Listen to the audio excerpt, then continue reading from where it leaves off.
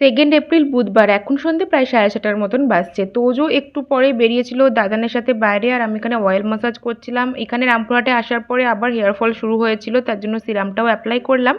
তারপর বাপি বাইরে থেকে গিয়েছিল, সেখানে পনির কাটলেট, তারপর ভেজিটেবল চপ এই সমস্ত কিছু নিয়ে এসেছিল, যেগুলো আমি তো খাইনি, উজ্জ্বল খাচ্ছিল, সেখান থেকে একটু টেস্ট করলাম। তবে চাটা কিন্তু গরম ঠান্ডা বর্ষা কোনো সময়তেই ছাড়া যায় না, আমার তো বেশ ভালোই লাগে, গরমের সময়তেও চা খাওয়া হয়েই যায় 2-3 কাপ। চিনি দুধ ছাড়া চা খেলে এমনিতে অম্বল টম্বলেরও প্রবলেম হয় না, আর খেলে অনেকটা রিফ্রেশমেন্ট হয়। আর আজকে রাত্রেবেলার কী খাবো ভেবে সবাই মিলে ঠিক করা হলো যে জল দিয়ে ভাত খাওয়া হবে, তাতে করে পেটটাও ঠান্ডা থাকবে আর খেয়েও অনেকটা শান্তি।